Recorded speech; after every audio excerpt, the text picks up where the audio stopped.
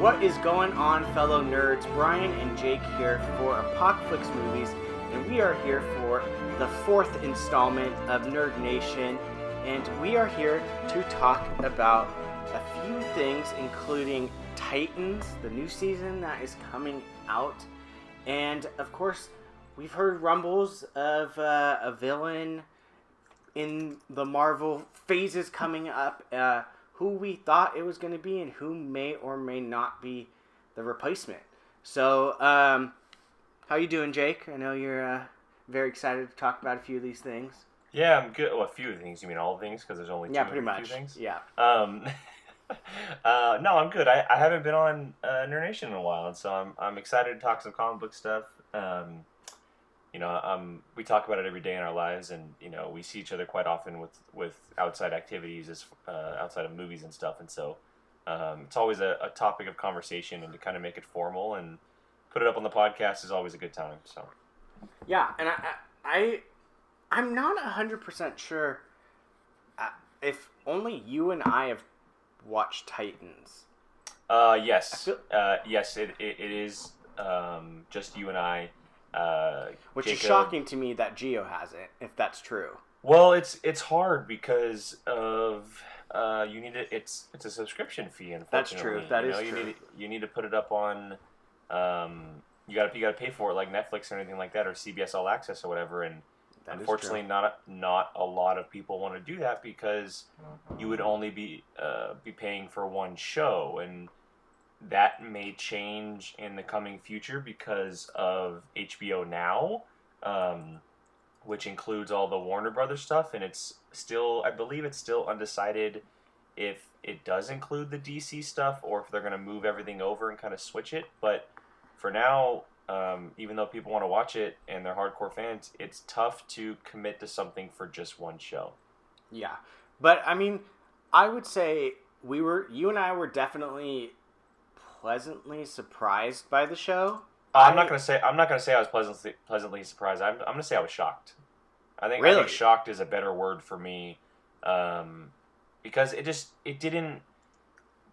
Leading up to it, I felt like they were going about it the wrong way, and maybe that was certain expectations at the time because of everything going on with the DC movies, and maybe different creative heads are running around with the TV slates compared to the movie slates, but I was shocked at how much I did enjoy it, and certain moments, and there were definitely things that I didn't like, but I definitely sat there, and it was a binge type of thing because we watched it later on. We didn't watch it as the episodes released, and so we were kind of able to just kind of run through it all, and so it was easy for us. But yeah, I think it's definitely one of the better, and it's funny because, and I don't want to take too much time, but I've enjoyed so much of the DC TV shows for so long.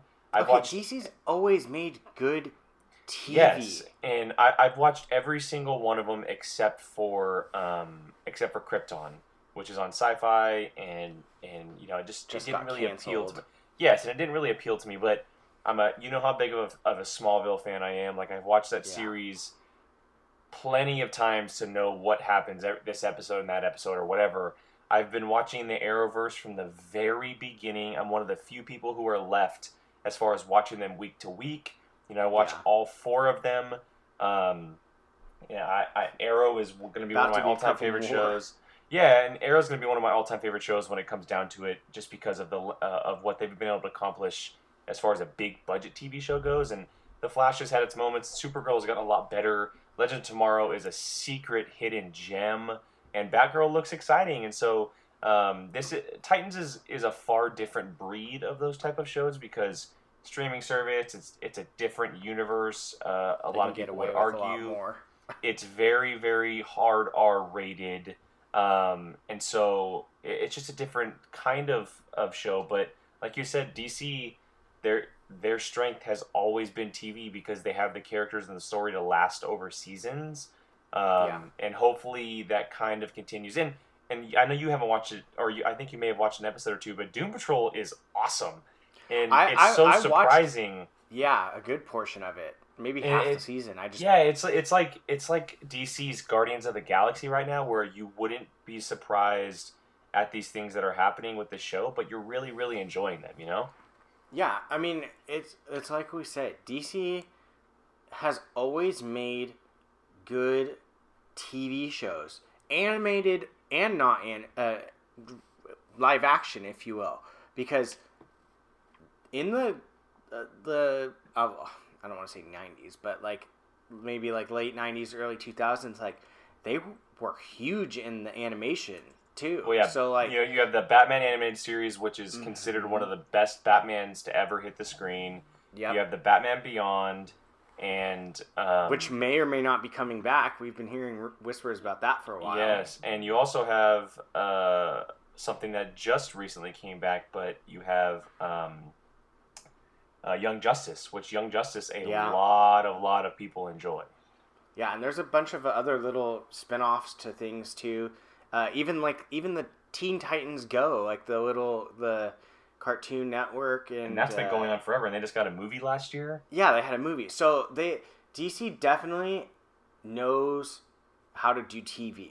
That's I've never questioned that, and I think it's starting to show in things like Titans, because hopefully, yeah, I mean we went through season 1. It definitely got a season 2 because it's coming out in couple days. Yeah, it comes out this Friday, or by the time but this will come out on Friday, so it comes out today. Yeah, so I know I'm excited for it. I really like you. I hesitate to use the word shocked because it makes, like you said, it makes me feel like that. Oh my god, it was amazing. Da da da da. But I was definitely surprised at how much I was gonna actually like get into it, and I'm definitely looking forward to season 2. Like I'm kind of almost like all right, is it out yet? No. Yeah, and there's and we had that excitement because season 1 left off on a cliffhanger, and yes, it was a very it felt like a mid-season finale in a way. We use that with TV a lot, but it very much felt like there was another episode, and I imagine the opening episode is going to deal with that, obviously. It was just kind of a weird ending, and so you knew that they had plans, and we were looking forward to it because there were certain story points that they were playing with, and we're like, oh, it can go in this direction, or, they can use this character here, or they can bring in this character here, and they obviously teased a bunch of things, but then that trailer dropped, and I know that we're going to talk about it, but that trailer kind of put a stamp of approval on it, but okay, yes, we can look forward to this. Yeah. There's things to expect from this, good and bad. Maybe things that we're very excited for, and things that were maybe held back on a little bit. But I can say that when it comes this Friday, and I know that there's so much TV out right now. And I don't know if I'll be able to get to it this weekend, but I will definitely be getting to it sometime in the month of September, and I am going to be looking forward to it when I'm able to. I could be wrong, but aren't they don't drop them all at once? Isn't it weekly? Actually, you are right. You are right. That's how it was last year. Yeah. You're correct. So I personally even better. Yeah, exactly. I'm personally a fan of the weekly because well, we've been talking about that for a while because the Mandalorian's doing that. So 100%. Something that drops that I'm interested in, or you, Glow or Mindhunt, you could sit there and just watch the whole thing. And then you're just I think the binge model works with certain shows, and then it works better with other shows. I think the ones that are 30 minutes long, like a Glow on Netflix, would work great, or it does work great as a binge model. Mindhunter works great as a binge model because the season it's basically an 8-hour movie. It's all continuous, and a lot of TV shows are doing that these days. But there's other shows that work really great as weekly episodes because yes, it's all one giant story, but the episodes are also chapters in that story. Yeah, and there's kind of a conclusion to that episode at the end. And that's what Titan Season 1 showed. There was a conclusion, yes, but it really kind of teased what was coming, like regular TV shows do. And so for Titans, a binge model would be a little bit unnecessary for when it first drops. And I know that's how we watched it, but I liked the way that you were able to watch it come back every week, because a lot of the episodes had so much going on in them. Yeah, definitely. And they were kind of building towards things that it left fans talking about it for a week, or just like diving into the whole 60 minutes it was there, thinking about what's coming next or whatever. So I do like that DC does do it weekly, because it works a little bit better for their model. Because superhero stuff is hard to digest sometimes, and if you do it, a day or a week, not only do you have to digest 8 episodes or however long, but you're done in a day or a week, and then you have to wait a whole nother year. And so it just kind of works better for that genre. Yeah, and this show definitely is one that if you watched all at one time, you're gonna miss a lot. Like, yes. This is heavy with that show, and that kind of leads me into my next is this show decided to start small with the cast, and then just said, all right, we're going to throw every pot and pan we could find and throw it into the fire, because the cast for this season is freaking huge. Like, and whether or not, who knows how much we're going to actually, like, see of each character, but it is a freaking huge cast. Yeah, and I'm going to read off what they have. We got, obviously, Dick Grayson, Robin, Starfire, Raven, who they haven't called Raven yet. Same with Beast Boy. Haven't called him that yet. Hawk and Dove, Jason Todd, Wonder Girl, Superboy, Deathstroke, Ravager, who is Deathstroke's daughter, Batman, Aqualad, and Trigon. And that is just the main ones when I went on Wikipedia that said, like, not main cast, but, like, more than reoccurring. There was still a whole nother section that I left out that is other characters that mean other different things. Yeah. That is a lot of freaking people. It's go ahead. Sorry, go ahead. No, I was just saying it's a lot of people that this was kind of going to be my next thing was, is it too many people?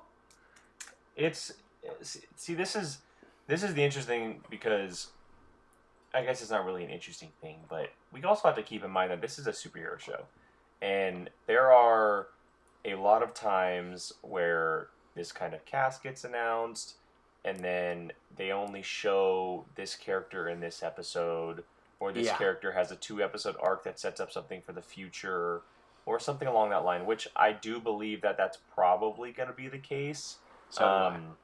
And if I'm not mistaken, Trigon was the bad guy revealed at the end of season 1, correct? Yeah, Trigon is Raven's father.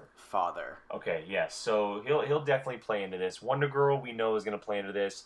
She kind of came on late last season, and I thoroughly enjoyed her character. I thought that she was a really, really strong character, and I liked the actress that got to play her as well. And obviously, it's Wonder Woman's sidekick, and we kind of get a little dive into that a little bit. Superboy is going to have a big role at some point, whether it's this season, I don't know. He always plays into Crypto, the dog. Yes, they always play into the Titan story stuff, and I'm coming from the background of the animated show Young Justice, and a lot of this stuff comes from this. Like, I got a lot of good backstory on the Titans through that show, and Superboy plays into that. They play with his arc about how they find him. Dick Grayson takes on the mantle of Robin, but turns into Nightwing, which is going to happen this season. We're going to be seeing him in the Nightwing suit towards the end of the season, which is really cool. Ravager, I don't know a whole lot about. It makes sense to have her in there because of Deathstroke. Now, Deathstroke's the interesting one. Is he going to be in there this entire time, or is he kind of setting him up to be something down the road? Because Trigon can't be the villain forever, and more than likely it's going to come to a point where Raven figures out who she really is. She kind of harnesses her powers, and then she becomes this superhero that we know from the DC comic lore, right? Like, she's kind of growing into it. And I think once that happens, there's no need for Trigon anymore. And then that's kind of where Deathstroke steps in, because he's always had a connection with the Titans. One, because of his abilities, and two, that's just the kind of character he is. Yeah. And if they make him a little bit younger, like towards maybe like the Dick Grayson age, or possibly just a tad bit older, he could definitely be like a foe that they face every so often this season, or he's like a bad guy that kind of comes into the fold during this story, or he's connected this way or whatever. Bruce Wayne, we're going to see him in there. I think it's going to be more of like a mentor thing. I don't think we're ever going to see him suit up. I don't think we're ever going to see him in the bat suit.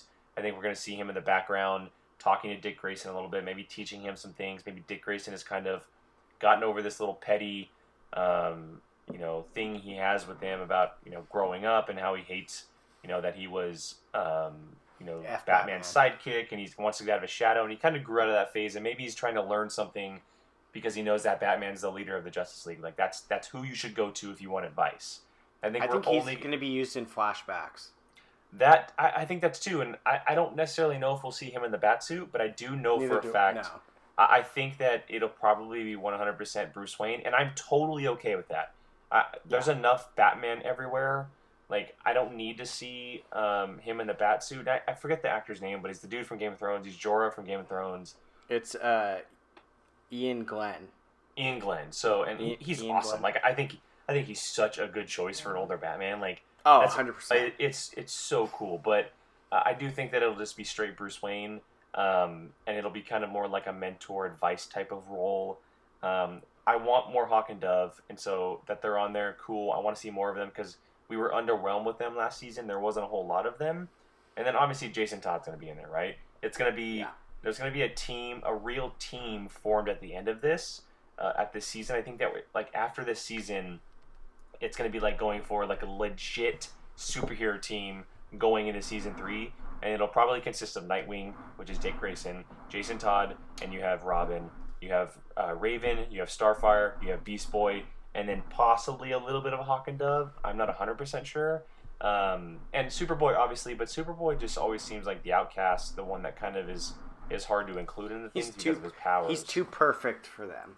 Like it's just it's his powers, and so we'll see where he goes. But it's definitely a lot of characters, and I didn't even mention Aqualad, and it's going to be interesting to see how they bring him into that.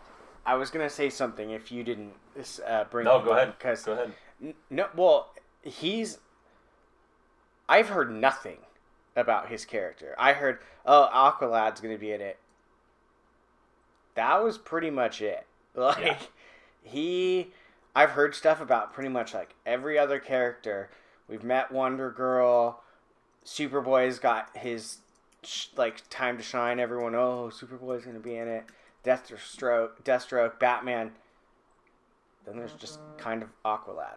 It's going to be interesting to see how they bring him into the fold, or kind of how he's involved, because obviously he has a connection to Atlantis, and there's ways to do it from the comics and from the fact that opens up Atlantis. Yeah, I mean he's from Atlantis, and so he's not like Arthur Curry where he's half and half. He's fully from Atlantis, and so that's going to be interesting to see how that kind of plays into it.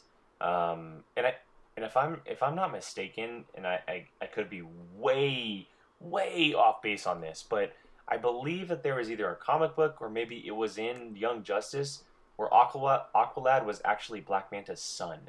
Now, I could be completely wrong on this, and obviously I believe that the guy that got to play him was white, correct? The guy that's playing him? Yeah.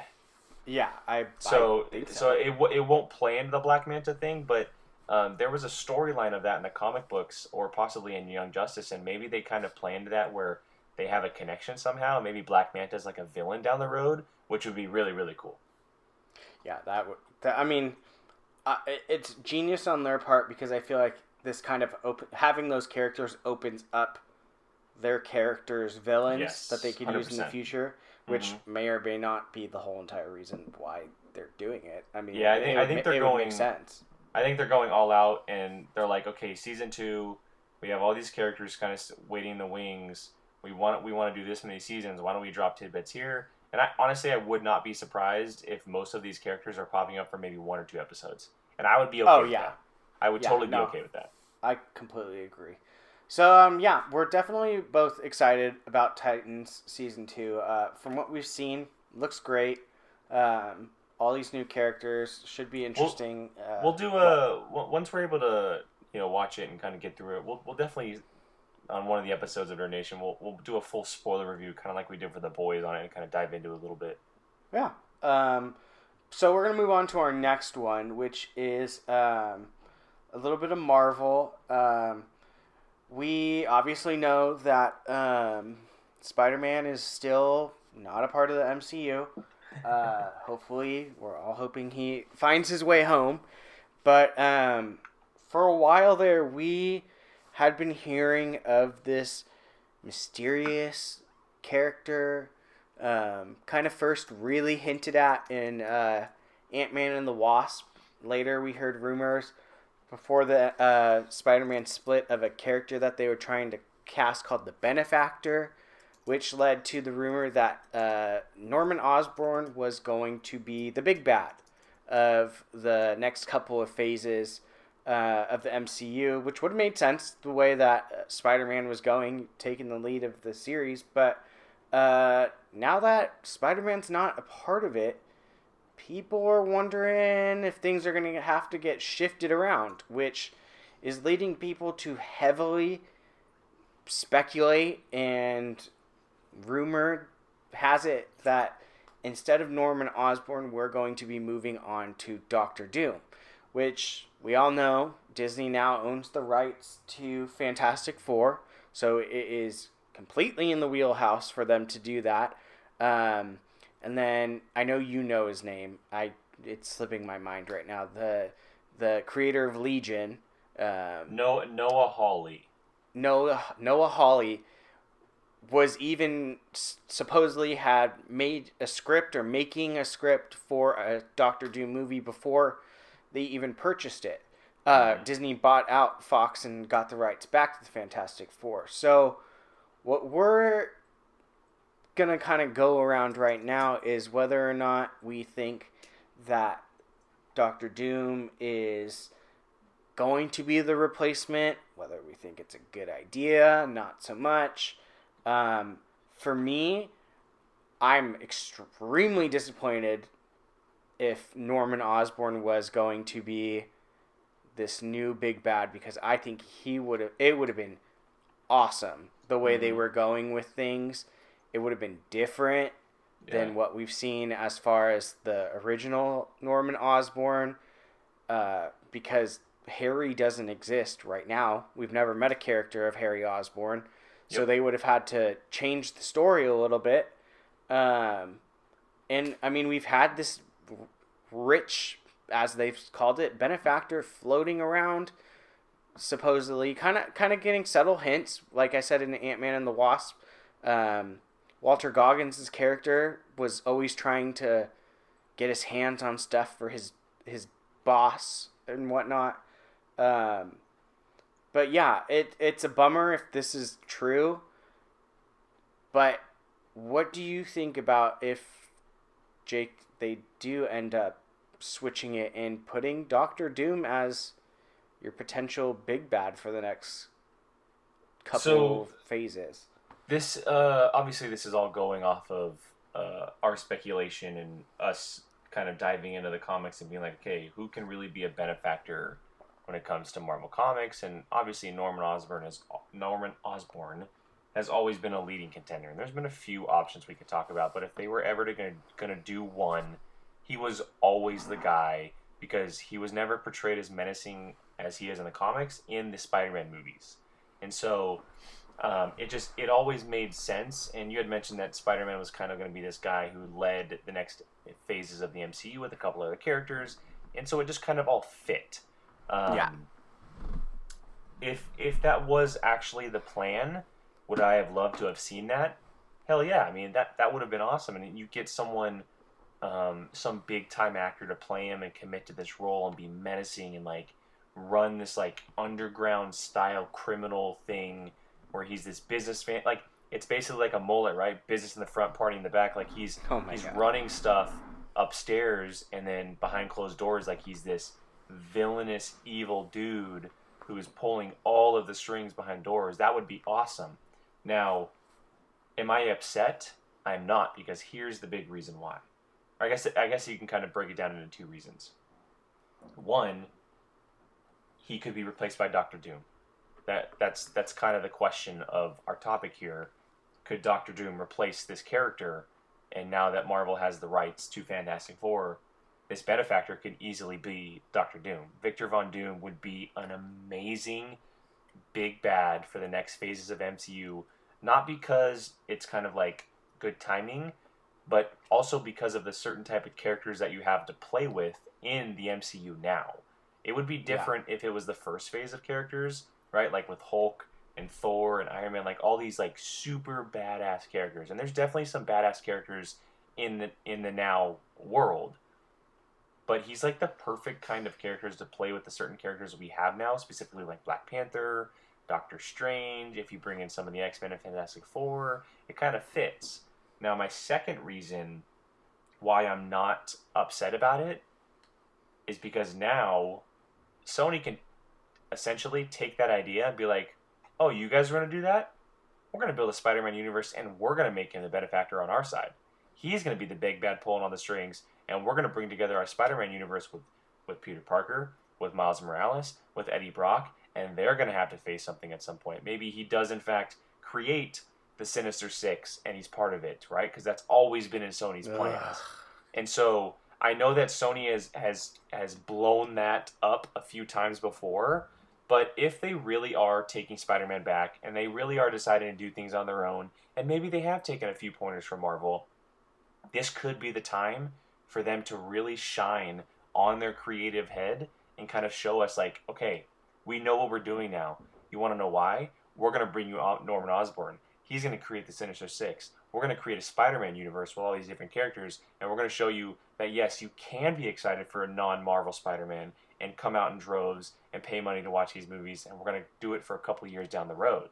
And so, yes, I would love to see Norman, I don't know why I keep saying that, Norman Osborne in the MCU opposite, Doctor Strange. Like, imagine him and Stephen Strange on the same screen. That'd be amazing.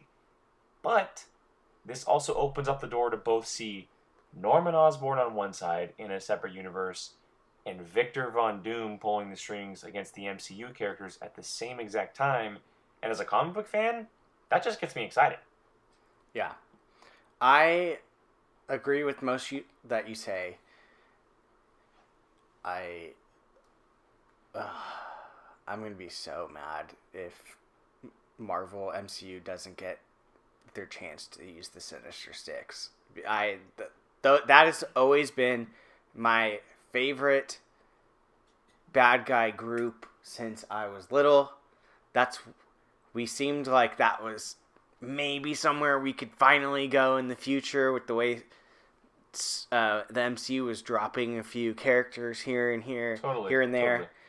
So I'll be salty if that's because Sony likes to, in my opinion, they like to do as much as they possibly can and try to make the coolest, biggest, baddest movie of all time, and they throw all their eggs in one basket. And I hope they don't do that.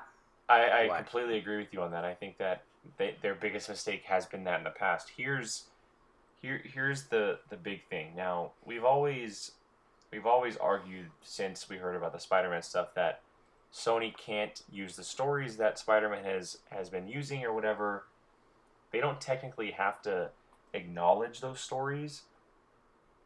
But Tom Holland's Spider-Man now has 5 movies under his belt already.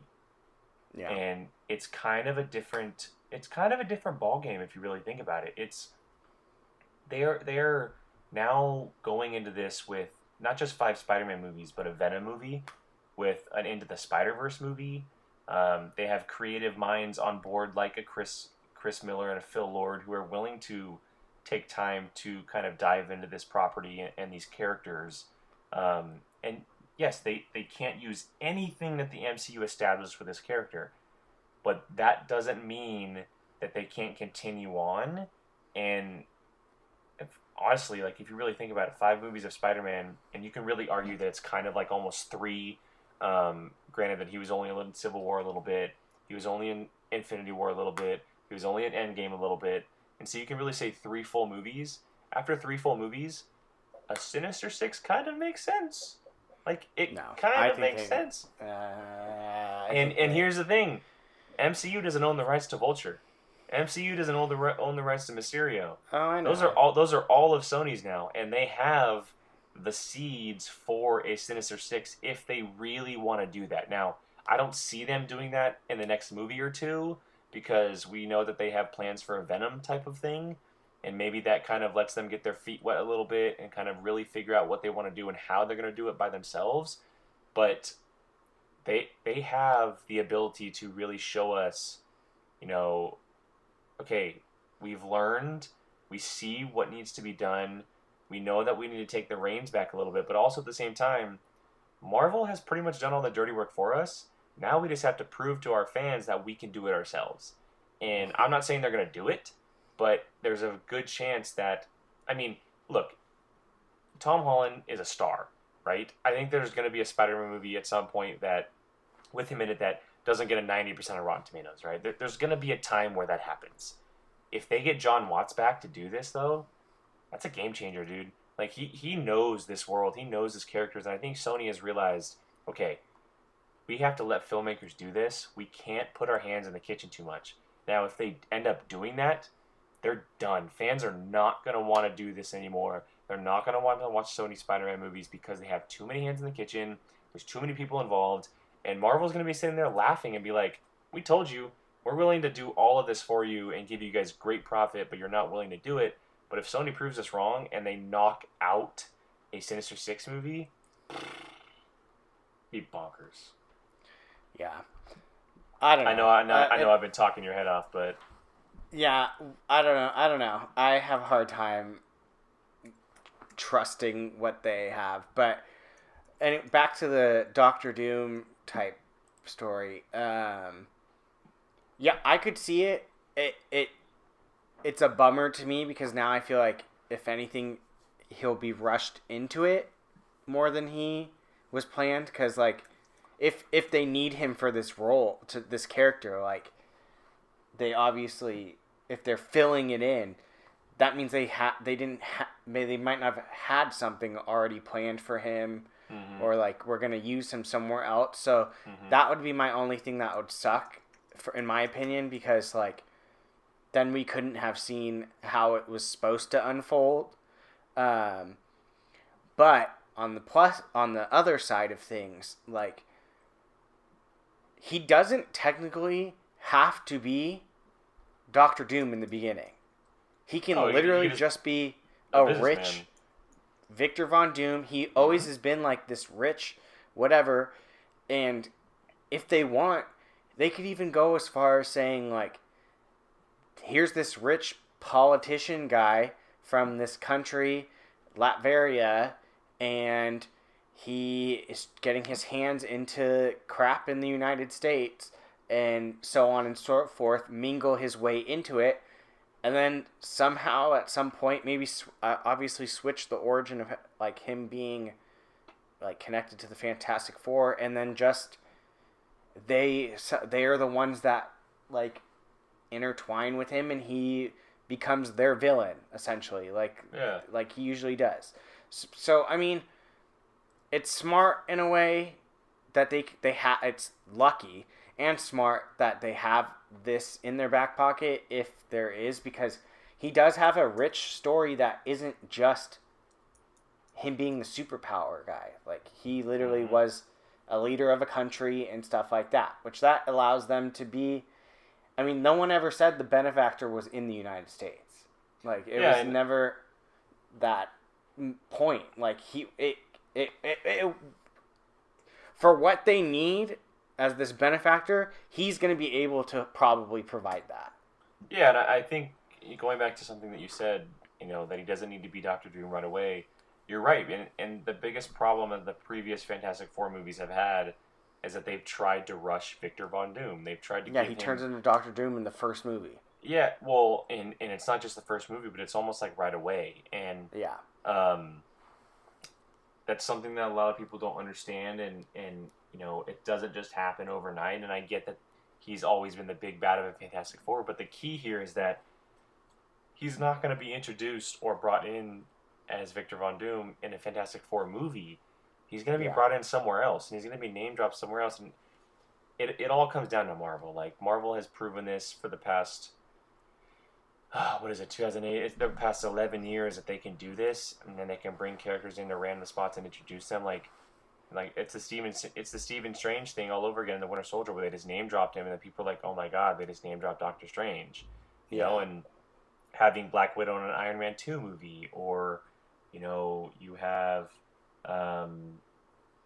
just characters popping up in random spots and doing team up movies, like an Iron Man and a Spider-Man movie, or something along that lines. Like, they've proven time and time again that they can do this, and that it just makes sense. And he can pop up anywhere. Like, he can pop up in, like, his name could be dropped as a businessman or as a country leader at a World Nations meeting with Black Panther 2. Like, we could see Victor Von Doom pop up in then, or maybe Doctor Strange goes on a hiatus somewhere in Doctor Strange 2 and he pops up in that world or something. Like, there's so many areas that he can show up in, and that it doesn't have to be Doctor Doom. And he could very well be Doctor Doom at that time and give him a different story, but he can be playing as Victor Von Doom in the time that we see him. Like, we don't know what Marvel is going to do. And so it really all comes down to what Marvel's plan is. And I know that we're not going to be seeing him in the original plan they had him in. But here's the thing. We don't know what the original plan was. We don't know what they were going to do, how they were going to do it. For all we know, they're going with their original plan. Like, that's the biggest thing about all these rumors, is that we don't know what was written down on paper, what's on the whiteboard, whatever, like what they're really going for. And so for all we know, we could be chatting about this and nerding out all about this. And this could very well be what they've been having planned for the past year, 2 years, 3 years. Like, I know that we've always talked about that it's Norman Osborne. What if it was Victor Von Doom from the beginning? Like, we don't know. And so it's a fun time to speculate, but at the same time, I'm sitting back right now and I'm like, Marvel, do your thing. I'm going to watch your movies no matter what. I'll be there opening night. I'll pay $20 a ticket. Just show me what you got. If I don't like it, I don't like it. If not, or if I do like it, I'm happy. But at this point, there's so many new things coming. I'm cool with whichever way they go. Yeah. We don't have too much time, but they even had it's so quick on the rumor mill that they're already throwing out names of who Marvel's top 2 contenders are. Well, I'll save it for something else. Maybe we can do a little news something on it. Casting table. But maybe. Maybe that works. But yeah, so you got our little background of what we think when it comes to Titans season 2 coming up. Drops when you hear this today. But we're very excited for Titans season 2. And then, of course, who knows what Marvel is going to do as far as this benefactor, if they're even going to stay on that route. And if it was Norman Osborn, and it's true that he is no longer going to be a part of the MCU because of Spider-Man, and whether or not Doctor Doom is going to take that place, Victor Von Doom, I almost don't even want to say Doctor Doom, because I feel like they're not going to even get close to that. Well, if this is true, I really hope that they just use the name Doom. I really hope that he's just called Doom, because Doctor Strange, Doctor Doom. I hope that they just call him Doom. Yeah, I mean, it would be dope. If I hear Victor Von Doom, like, even that's like, ooh, I wouldn't be surprised if he's not even called Doom. Like, he could easily just be called Victor. Yeah, I mean, that's completely a possibility. But so as always, check out everything we got on this channel for Apocaflix movies. Hit that subscribe button if you haven't already. We have stuff all over the place on iTunes, on the YouTube channel. Hit that like button if you enjoyed what you heard. Leave us a comment what you thought about the 2 things that we talked about today. And that's all we got for you for Nerd Nation edition number 4. But yeah, for Jake and Brian and Apocaflix Movies, we will catch you guys next time. Hey everyone, Jacob Bartley here. Thanks for watching. If you want to check out something similar from Apocaflix Movies, click this video up here. You want something a little bit different? Check out this video down here. If you haven't done so, please subscribe to Apocaflix Movies and let us know your thoughts in the comments section. We always love to hear from you. Thanks for watching.